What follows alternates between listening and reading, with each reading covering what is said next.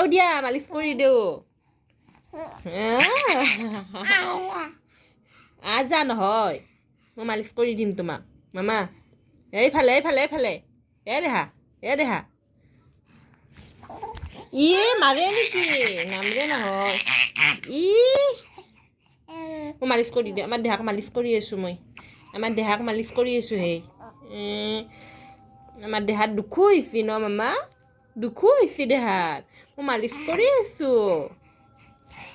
মালিচ কৰি আছোঁ